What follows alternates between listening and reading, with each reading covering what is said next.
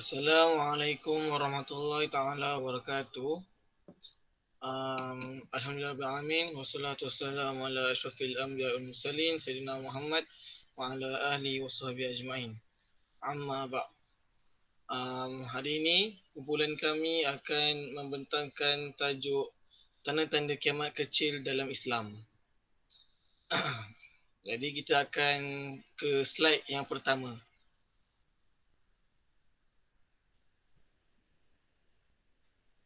Slide yang pertama.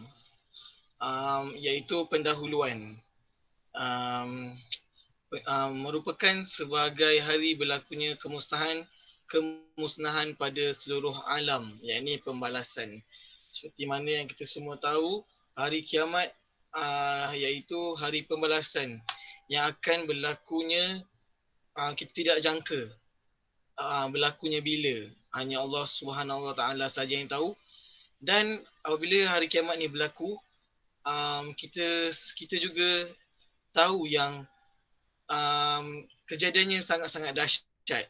Kita tidak boleh gambarkan dengan panca indera kita. Kita tak boleh gambarkan hari kiamat ni dengan akal kita sendiri. Kerana ianya sangat dahsyat yang akan mampu memusnahkan seluruh alam. Bukan sekadar memusnahkan bumi, tapi bahkan memusnahkan di luar bumi juga, seperti planet-planet lain dan juga sebagainya lah. Allah Ta'ala berjanji di dalam Al-Quran, iaitu surah Al-Qiyamah ayat 1 hingga 2, iaitu A'udzubillahi minasyaitonirrajim, Bismillahirrahmanirrahim. La uqsimu biyawmil qiyamah. Aku bersumpah dengan hari kiamat. Aku itu, yakni Allah. Allah Ta'ala sendiri telah bersumpah di dalam Al-Quran, di dalam kalamnya, iaitu Allah Ta'ala bersumpah dengan hari kiamat. Yang ini apabila kita mengetahui bahawa Allah Ta'ala sudah bersumpah dengan hari kiamat ini, pasti berlakunya. Bukan kemungkinan, bukan barangkali, tetapi pasti bahawa kita yakin akan adanya hari kiamat. Tetapi kita sebagai umat Islam ni, kita tak tahu bila terjadinya hari kiamat itu. Barangkali pada hari Jumaat akan datang dan sebagainya. Kita tak tahu. Wallahu a'lam. Wala uqsimu biyaumil qiyamah. Dan aku bersumpah dengan nafsul lawwamah, yakni bahawa kamu akan dibangkitkan sesudah mati. Seperti mana yang kita tahu, sebelum berlakunya kiamat, para penduduk bumi, iaitu manusia dan juga jin. Manusia, saya tuju kepada manusia, bahawa manusia akan dimatikan oleh Allah SWT. Dan ini terbukti bahawa seluruh manusia akan berlakunya kematian, akan malaikat mencabut nyawanya, dan kemudian manusia akan dibangkitkan semula untuk hari pembalasan. Itulah maksud nafsul lawamah. Kita ke slide yang seterusnya.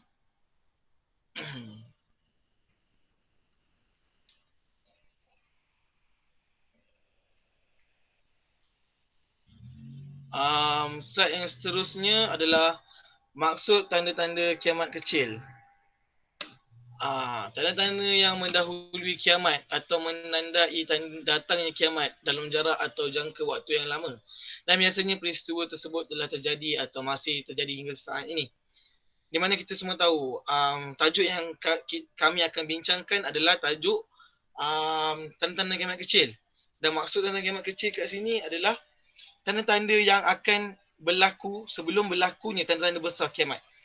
Tanda-tanda besar kiamat seperti mana kita tahu, terbitnya matahari di sebelah barat, munculnya Dajjal, munculnya Ad-Dabbah, Ya'juj Ma'juj dan sebagainya.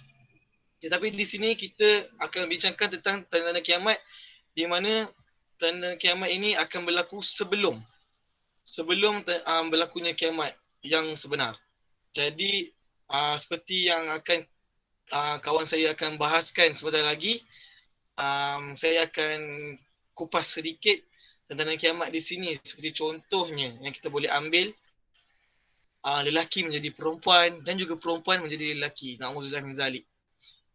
Dekat sini kita boleh tahu bahawa amat keji apabila perkara sedemikian berlaku kerana sudah banyak dah. Sehingga daripada zaman Rasulullah sehingga ke zaman kita ni, pada akhir zaman ini, telah banyaknya yang berlaku mereka yang menukar jantina mereka. Jadi apabila kita mengetahui hal sedemikian, seharusnya Rasulullah SAW mengajar kita yang dikatakan umat baginda untuk memberi nasihat, memberi tunjuk jalan, memberi tunjuk ajar kepada mereka yang sudah terpesong jauh.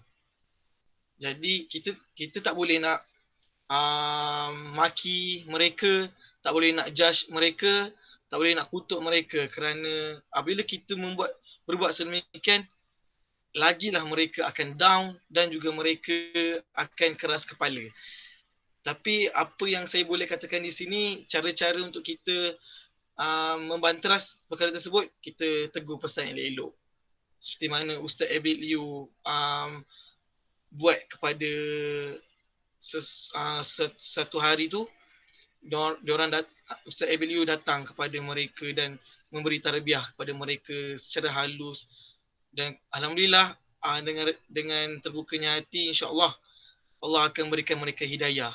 Jadi kita sebagai umat manusia ini, kita perlu berdakwah kepada mereka agar tiada berlakunya hal sedemikian. Selain itu, kita boleh lihat lagi, selain daripada lelaki jadi perempuan, perempuan jadi lelaki, kita boleh lihat di sini banyak ya yang berlaku, seperti contohnya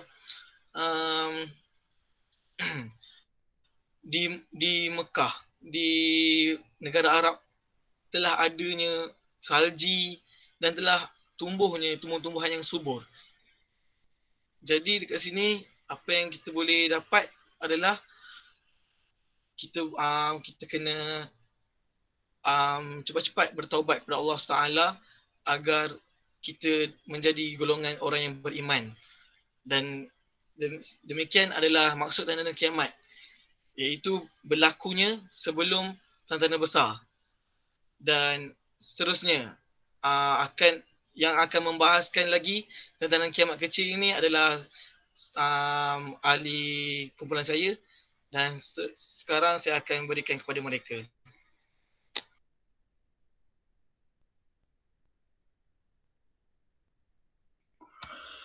Baiklah, auzubillahi minasyaitonir rajim. Bismillahirrahmanirrahim. Antara tanda-tanda kiamat kecil yang berlaku adalah penaklukan Baitul Maqdis, di mana sejarah menunjukkan Baitul Maqdis adalah salah satu tempat bersejarah Islam yang ada di Yerusalem, Palestin. Kenapa tempat bersejarah? Kerana qala Allah Ta'ala, maksudnya lebih kurang Nabi Isra' Mi'raj daripada Mekah ke Baitul Maqdis, iaitu Masjidil Aqsa. Baraknahu. Dan kenapa perlu penaklukan Baitul Maqdis ini adalah kerana Baitul Maqdis ialah tempat ketiga paling suci dalam Islam. Apabila kembali sejarah Baitul Maqdis ini, kita dapat melihat bahawa kota ini mengalami kesengsaraan saban waktu. Kita melihat bahawasanya kota Baitul Maqdis ataupun Yerusalem ini, Palestin, seringkali ditindas oleh Yahudi wa Nasara. Oleh sebab itu, pembebasan ataupun penaklukan kembali Baitul Maqdis ini telah pun dibuat pada zaman Sayyidina Umar Al-Khattab pada tahun 16 Hijrah yang diketuai sendiri oleh Umar bin Khattab. Dalam hadis telah disebutkan bahawa Rasulullah SAW bersabda, hitunglah 6, yakni tanda menjelang datangnya hari kiamat. Dan beliau dan baginda SAW menyebut di antaranya penaklukan Baitul Maqdis. Hal sedemikian ini adalah kerana Yahudi yang tidak puas hati ataupun Bani Israel yang Allah tinggalkan untuk kita supaya menjadi peperangan dan ketandusan ilmu para musuh, kerana di dalam kota Baitul Maqdis ini terletaknya juga yang dipercayai oleh mereka ialah satu tempat yang suci. Oleh sebab itu mereka ingin mengorek di sebelah Masjidil Aqsa itu sendiri. Dan kita perlu mempertahankan ataupun insya-Allah penaklukan Baitul Maqdis ini akan tercapai. Dan seterusnya saya akan berikan kepada slide dan seterusnya.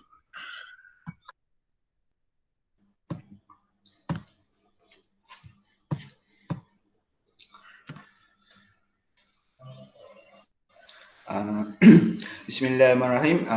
Okay, seterusnya saya akan terangkan tentang itu zina berleluasa. Okey, yang pertama, berlakunya pergaulan bebas antara lelaki dan perempuan. Okey, di sini kita boleh nampak pada zaman sekarang ni banyak berlakunya pergaulan bebas antara lelaki dan perempuan yang tiada batas. Seperti mereka pergi mall, kita boleh tengok selalu macam ada yang pasangan couple kan, yang bukan mahram, yang belum kahwin lagi. Mereka saling bergaul bebas dengan contoh memegang tangan, ada yang berpeluk-peluk. Itu ada satu tanda-tanda zina berleluasa yang antara pergaulan bebas antara lelaki dan perempuan.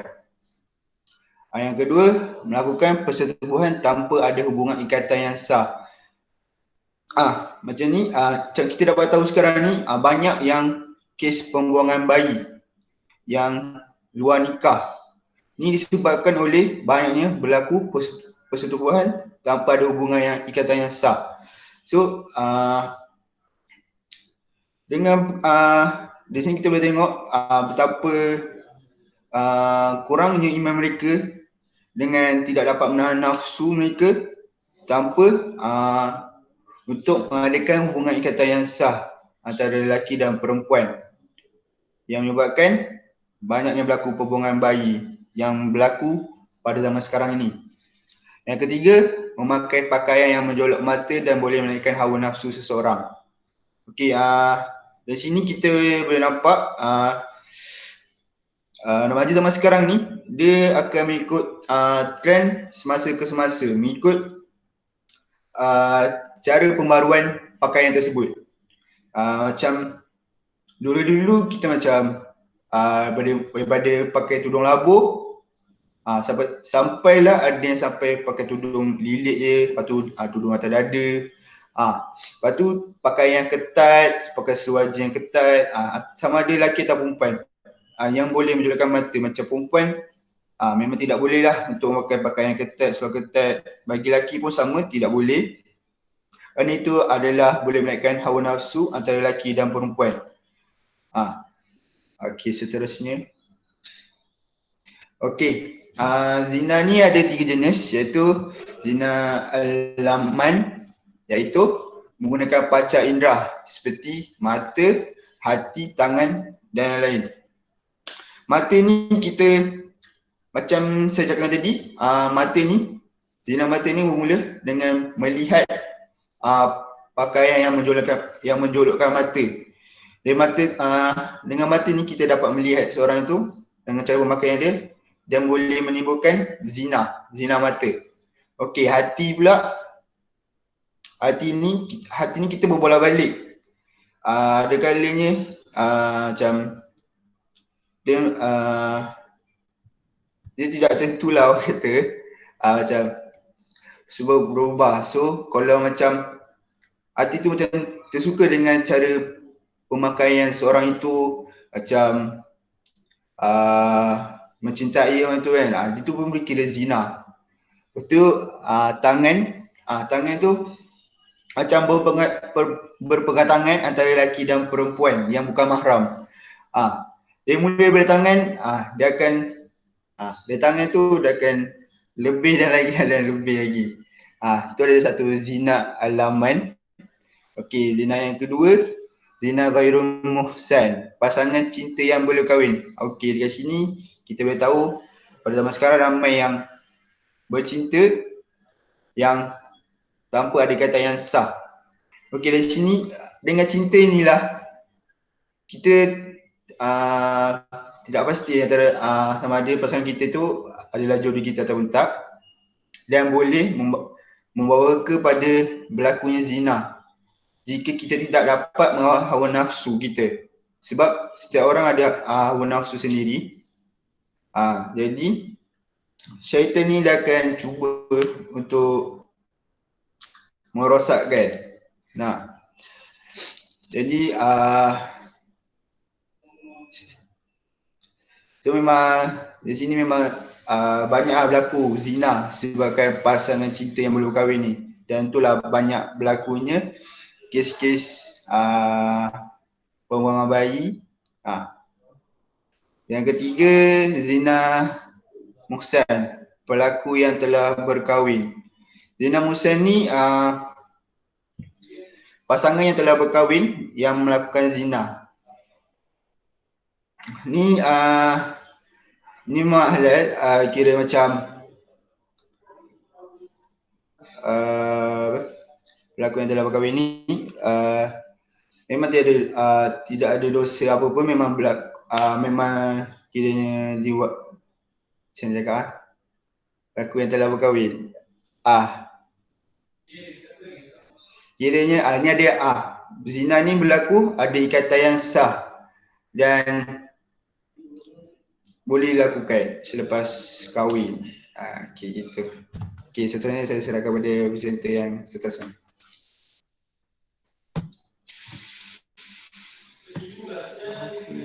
Okey, Assalamualaikum warahmatullahi wabarakatuh. Nama saya Muhammad Saiful Akram bin Muhammad Noor. Nombor metrik 1953033. Okey, seterusnya sebab-sebab berlakunya zina. Okey, sebab berlakunya zina ni dalam kalangan umat Islam lah khasnya. Wujudnya terlalu banyak sebab. Wujud terlalu banyak sebab yang mendorong individu ni ataupun pasangan yang telah berkahwin melakukan zina. Tak kira lah zina alaman ke ataupun zina muhsan. Sebab kita tak boleh nak menafikan satu punca utama berlakunya zina ni adalah disebabkan masih ramai lagi individu yang di luar sana kekurangan ilmu pengetahuan. Dan mereka ni tak peduli dengan melakukan zina ni. Rasulullah sallallahu alaihi wasallam pernah bersabda, salah satu tanda akhir zaman adalah apabila manusia ni semakin bodoh dan zina berleluasa tanpa sekatan. Okay, selain itu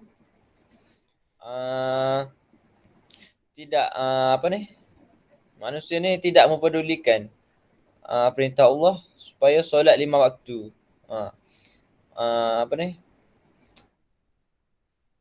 Umat Islam zaman sekarang dia ambil ringan ya bab solat ni apa semua. Okey, dengan apabila kita tak solat, automatik hati kita ni akan jadi gelap. Akan jadi gelap, akan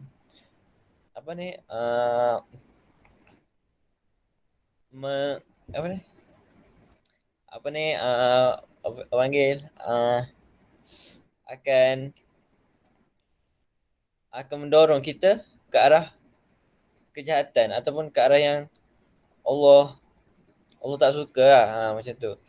Sebab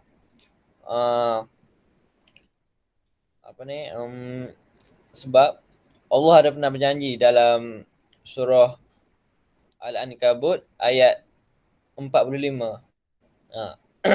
Sekiranya seseorang itu mendirikan solat dengan tekun, dengan sempurna dan sabar, ia akan menjauhkan seseorang individu itu daripada perbuatan yang keji dan mungkar.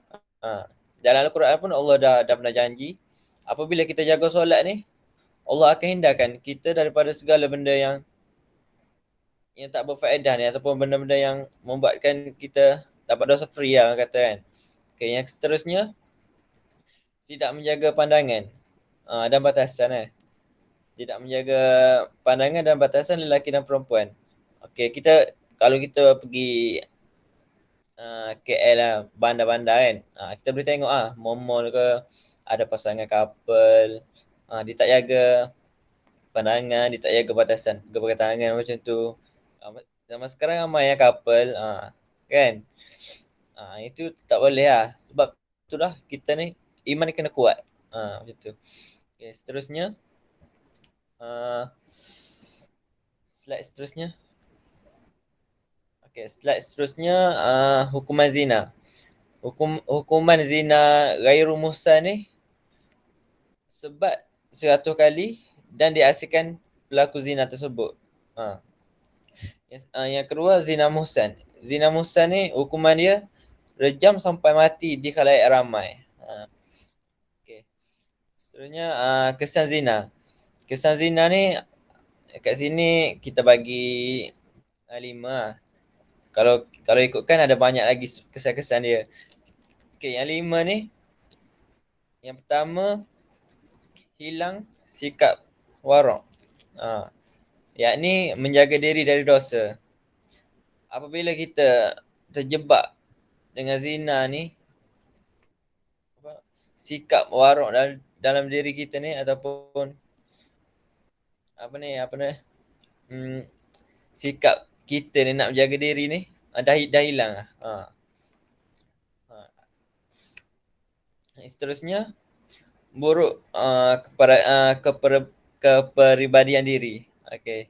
Yang ni apabila kita terjebak dengan zina apa semua ni, dia akan bagi efek yang besar kepada kita, kepada keluarga kita dan nanti anak-anak kita nanti macam tu. Seterusnya kita tidak akan rasa malu dengan melakukan zina. Contoh kita tak kahwin lagi, baru je couple tapi dah pegang-pegang tangan apa semua. Jadi rasa malu dalam diri kita tu dah hilang sebab kita dah terbiasa dengan benda semua ni. Seterusnya wajah kita ni kata tak ada nur lah, tak ada cahaya. Orang akan tengok macam kusam, macam tak ada cahaya lah, macam tu. Okay, seterusnya hati menjadi mati. Apabila kita melakukan banyak dosa ni, hati kita akan menjadi hitam, akan kotor. Jadi kalau kita kalau kita tengok orang tu sedekah apa semua, kita macam sedekah macam tu kan. Nak tolong orang pun dah tak nak sebab hati dah hitam. Jadi hitam tu dah menguasai hati kita. Jadi kita ni tak ada lah rasa. Contoh kalau orang tu tengah dalam susah, kita tak ada rasa sedih apa semua. Hati dah jadi keras lah. Okay, sekian daripada saya. Seterusnya saya serahkan kepada pembetang seterusnya. Okay. Baiklah, riba antara kiamat kecil, antara tanda-tanda kiamat kecil adalah riba semakin berdosa. Iaitu tidak berlaku adil dalam urusan jual beli antara pembeli dan penjual. Si pembeli menaikkan harga dengan harga yang paling tinggi. Si penjual pula ditipu antara sebab kenapa riba tidak diharuskan oleh Allah Subhanahu Wa Taala. Dalam surah Al-Baqarah Allah menyebut wa halallahu al-bai'a wa harrama riba. Dan Allah mengharuskan Allah mengharuskan berjual beli, tetapi Allah mengharamkan riba. Antara sebabnya kerana tertipu dan ditipu. Dengan sebab tiada satu pun yang akan masuk, harta kita yang akan masuk dalam badan kita dengan wang haram akan menyebabkan kita dibakar oleh api neraka. Yang keduanya, tidak peduli akan harta yang diperoleh, ianya sama ada halal atau haram. Dalam kitab karangan Imam Baidawi, tak silap saya, dia menyebut bahawasanya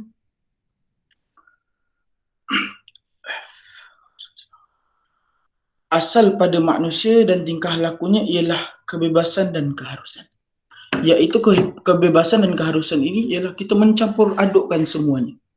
Mencampur adukkan jual beli dengan cukai yang tinggi, iaitu dengan harga yang mahal, sampai pembeli membeli dengan satu harga yang tidak munasabah.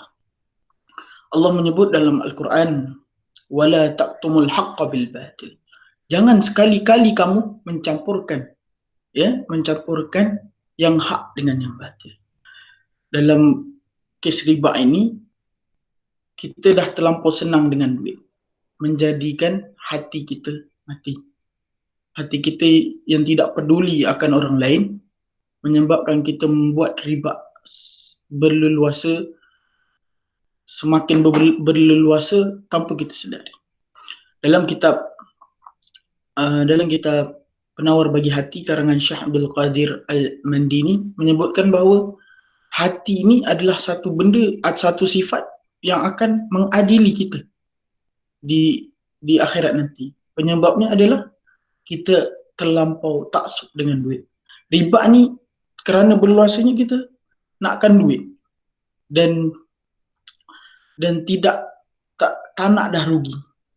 Boleh jadi riba ni boleh jadi rasuah dan sebagainya kerana apa? Kita nakkan sesuatu yang kita inginkan.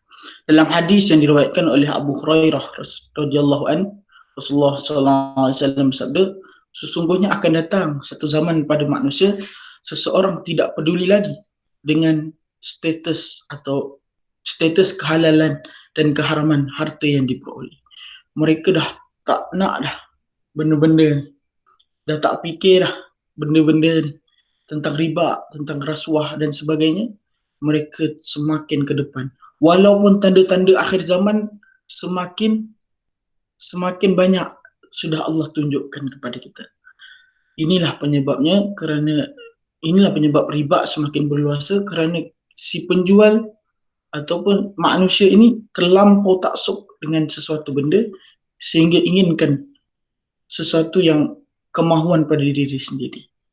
Oleh sebab itu, marilah sama-sama kita menjauhi segala yang Allah larang dan kita meninggalkan segala Allah yang larang dan mendekati apa yang Allah suruh. Seterusnya saya akan beri kepada slide yang seterusnya.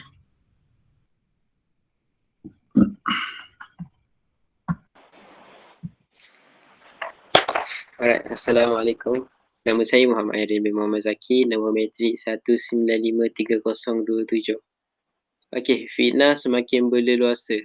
Okey, first, fitnah ni sesuatu yang menjelaskan mengenai keadaan sesuatu sama ada baik ataupun buruk. Alright, yang pertama kat sini berlaku pertuduhan yang keji antara satu sama lain. Benda ni terjadi sebab ada sifat iri hati dalam seseorang. Bila ada sifat iri hati dalam seorang tu, dia akan rasa nak jatuhkan orang yang dia dengki tu. Dia tak boleh tengok orang yang dia dengki tu bahagia. Dia tak boleh tengok orang yang dia dengki tu bangkit. Dia tak boleh tengok orang yang dia dengki tu berjaya. Sebab itulah dia nak jatuhkan orang yang dia dengki tu. Sebab dia ada sifat iri hati dalam diri dia. Semoga kita jauhkan dia daripada kita. Alhamdulillah.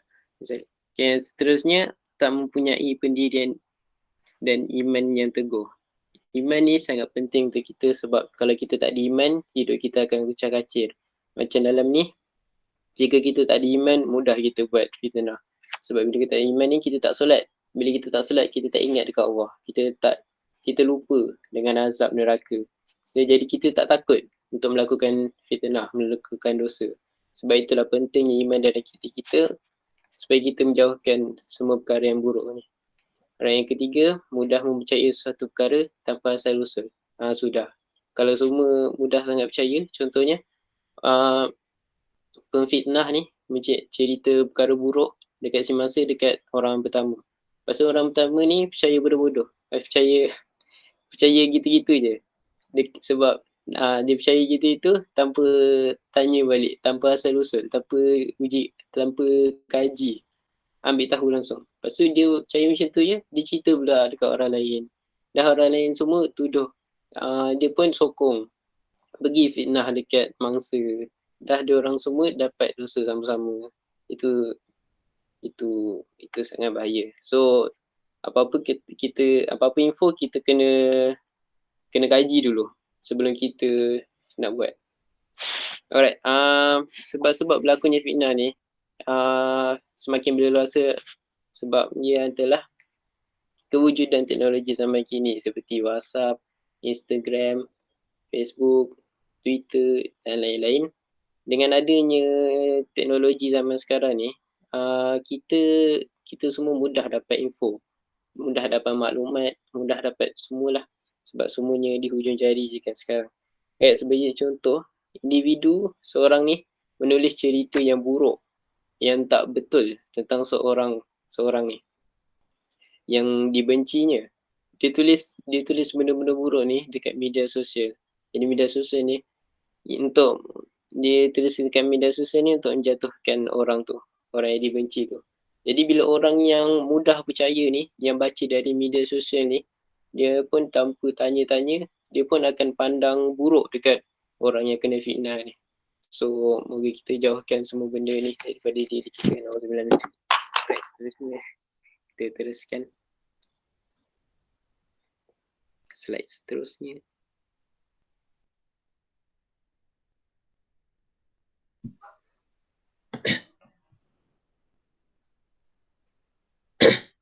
Okay, bismillahirrahmanirrahim. Nama saya Muhammad Adam Krim Amran. Nombor matrik 953-045. Okay, untuk slide seterusnya kita lihat pada sedikit lelaki dan ramai perempuan. Daripada Anas radhiyallahu anhu berkata, akan aku ceritakan kepada kamu sebuah hadis dan tidak ada orang lain yang akan menceritakannya setelah aku. Aku mendengar Rasulullah SAW bersabda, di antara tanda kiamat ialah sedikit ilmu, banyak kejahilan, berlaku banyak perzinaan, ramai kaum perempuan dan sedikit kaum lelaki. Sehingga nantinya seorang lelaki akan mengurus 50 orang perempuan. Hadis riwayat Bukhari dan Muslim. Okey, berdasarkan pada hadis yang dikatakan ni, apa yang kita dapat lihat ialah Nabi SAW menerangkan bahawa di antara tanda-tanda hampirnya kiamat ialah sedikit ilmu agama, banyak kejahilan, banyak berlaku perzinaan, sedikit kaum lelaki dan ramai kaum perempuan. Okey, berdasarkan statistik penduduk dunia pada hari ini pun kita dapat lihat bahawa jumlah kaum perempuan adalah lebih ramai daripada kaum lelaki. Dan di setengah negara terdapat nisbah bagi bilangan setiap lelaki berbanding dengan 11 perempuan. Maksudnya bilangan seorang lelaki bersamaan dengan 11 wanita. Dan kalau kita meneliti di beberapa tempat, kita dapat melihat bahawa atau kita dapat membuat kesimpulan bahawa bilangan wanita adalah lebih ramai daripada bilangan lelaki. Okey, seterusnya ialah kaum lelaki terbunuh di dalam peperangan. Okey, untuk poin yang ini kita dapat lihat bahawa menurut Imam Ibn Hajar, sebab bilangan perempuan lebih ramai daripada kaum lelaki adalah akibat daripada peperangan yang berlaku. Ini kerana yang banyak terbunuh dalam peperangan adalah kaum lelaki, bukannya kaum wanita. Okey, yang ketiga ialah banyaknya kelahiran bayi perempuan. Okey, berdasarkan laporan atau yang dikeluarkan pada sehingga hari ini pun kita dapat lihat bilangan kelahiran yang baru kebanyakannya adalah bayi perempuan. Yang keempat, salah satu ujian yang memperlihatkan nafsu wanita dan pemerintah dari kaum lelaki. Okey, seterusnya saya serahkan pada pembentang yang seterusnya.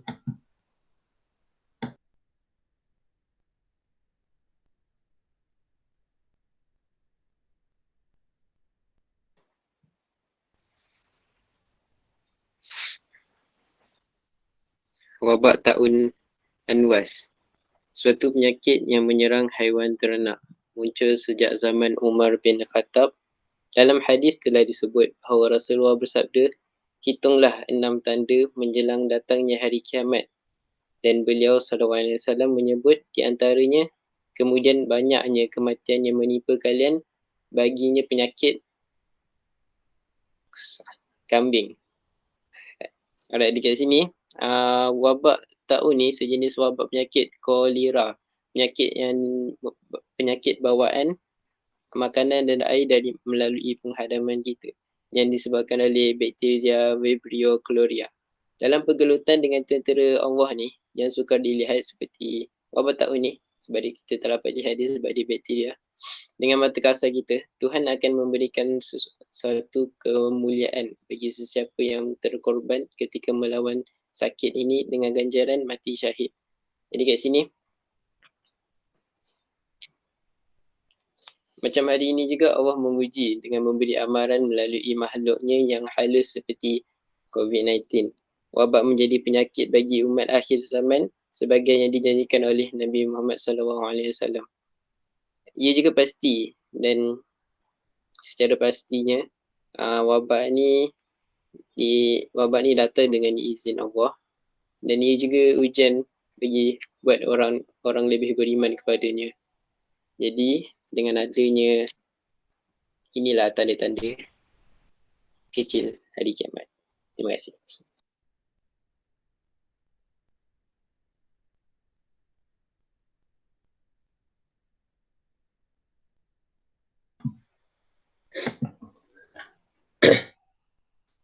Okey, baik. Seterusnya kita lihat pada kesimpulannya. Yang pertama, wajib mempercayai hari kiamat. Okey, kita sebagai umat Islam atau sebagai setiap Muslim wajib beriman kepada hari kiamat. Yang mana dengan mempercayai hari kiamat ni, dia dapat meningkatkan keimanan kita kepada Allah Subhanahu Wa Taala. Seterusnya, lakukan amal ibadah sebagai bekalan akhirat. Okey. Dengan kita mempercayai hari kiamat ni, dengan kita mengetahui tanda-tanda kiamat, kita mempelajari tentang tanda-tanda kiamat, kita akan lebih menyedari tentang apa yang akan berlaku pada masa akan datang. Kita akan melakukan amal ibadah sebagai bekalan untuk kita di akhirat. Yang ketiga ialah berebut mencari keredaan Allah. Okey, seperti yang saya katakan tadi, melakukan amal ibadah sebagai bekalan, maksudnya kita melakukan amal ibadah itu sebagai tanda kita mencari keredaan Allah. Kita berebut dalam mencari keredaan Allah untuk kehidupan kita yang lebih sempurna. Okey, yang seterusnya ialah mencegah kemungkaran. Okey, dengan mempercayai hari kiamat ni, kita tahu tanda kiamat, kita sedar tanda kiamat, apa yang akan berlaku. Sekaligus dia dapat mencegah kemungkaran. Dia dapat mengelakkan kita daripada melakukan kemungkaran, melakukan kemaksiatan dan sebagainya. Okey, sekian itu saja daripada program kami. Assalamualaikum warahmatullahi wabarakatuh.